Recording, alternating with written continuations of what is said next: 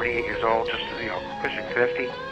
People ask me, what keeps you going? I go on, curiosity, I guess.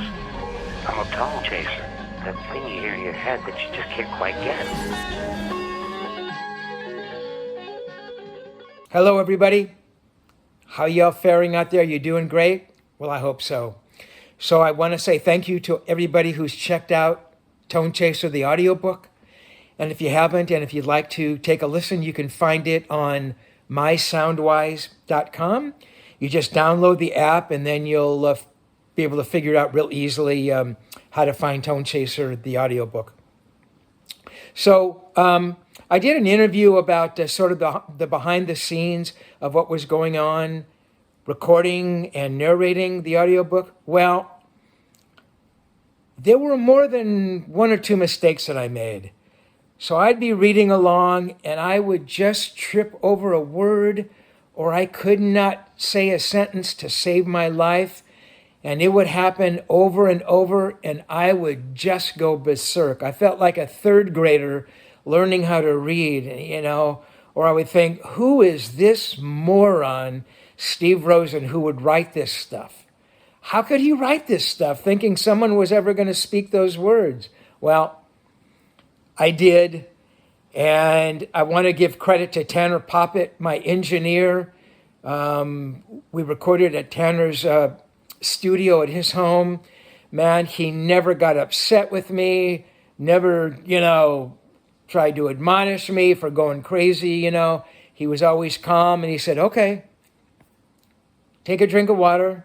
Let's do it again, And I owe him big time for that, man, because I would fly off the handle so easily and just get so upset, butchering the simplest words. So anyway, man, here's my blooper reel.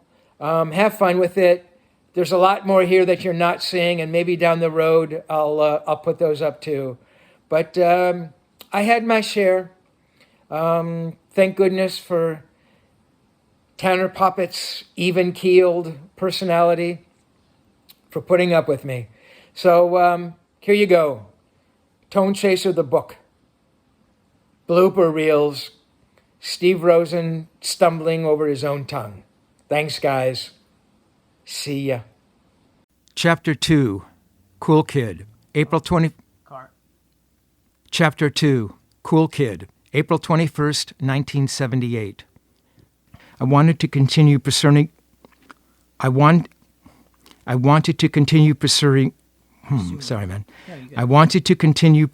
journalism and applied to UCLA. And to him I say thank you for being such a suffocating and insensitive suckwad, for trying to extinguish that fragile little flame of faith, and self-belief that burned inside me, and indeed burned inside of everybody pursuing something they loved. I wasn't tense about talking to him, or maybe I was terrified, though I don't think so at all, and I don't honestly know why I acted that weirdly, and really there was no reason why I should have felt on edge. He already had a masterful and truly insightful grasp on what he did and who he was. Okay, so I need you to say the last sentence and slow down, so because when you speak too fast, you stumble over the words. So just slow it down. We're not going anywhere. So just give me this last line, and you said with the writer. It should be with a writer. Gotcha. It makes a difference. No, I get it. His answers were thorough and thoughtful, and you have to keep in mind that even though this was maybe the first time he'd ever talked about his music and playing in depth with a writer.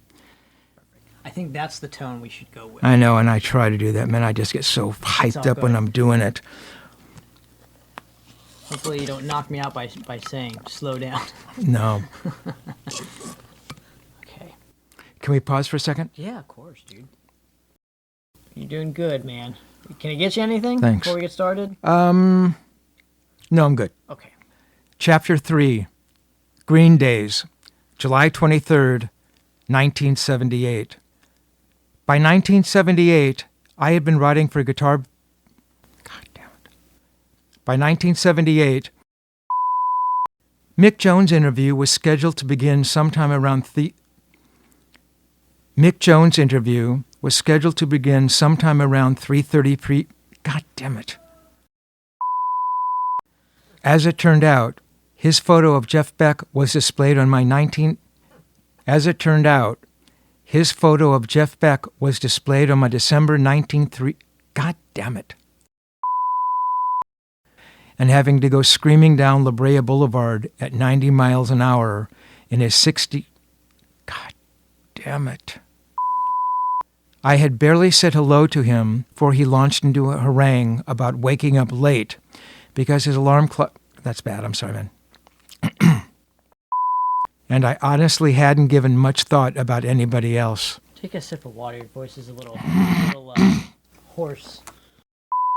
I recognized something in the turn of his smile and the casual way he draped his arm around my shoulder. I recognized something in the turn of his smile. He barely knew me, and more importantly, his adrenaline.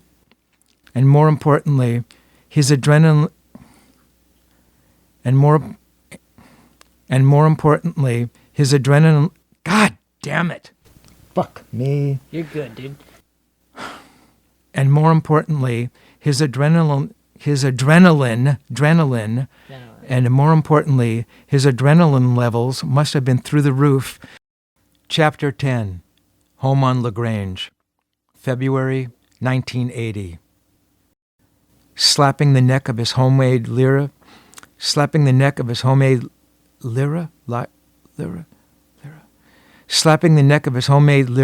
with both hands.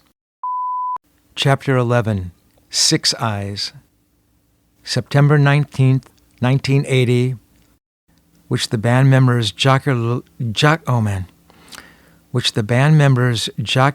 dubbed the Party Till You Die tour, because they could absolutely jeopardize his relationship with producer Ted Templeman, and by extension, his association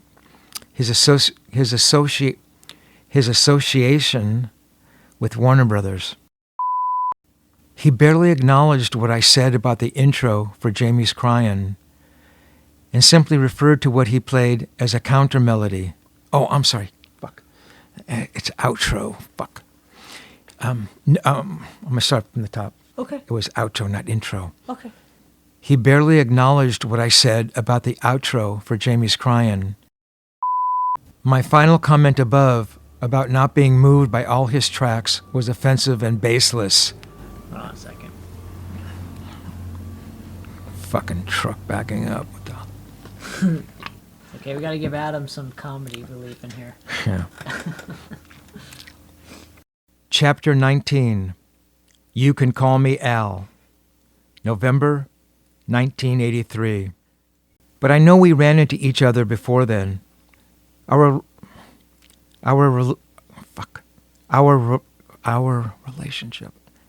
relationship was a comfortable one. Additionally, I was somehow working on some music with my close and very talented bass-playing fan. God damn me. Fuck. Additionally, I was somehow working on some music with my close and very talented bass-playing friend, Ron De La Vega, that night. A portion of each audiobook will be donated to Mr. Holland's Opus Foundation, which was Edward's favorite charity. Thank you so much for your support so far for the text of Tonechaser, 3rd edition. And I hope you embrace the audiobook as much as I think you will. Okay? I'll see you guys. Thank you.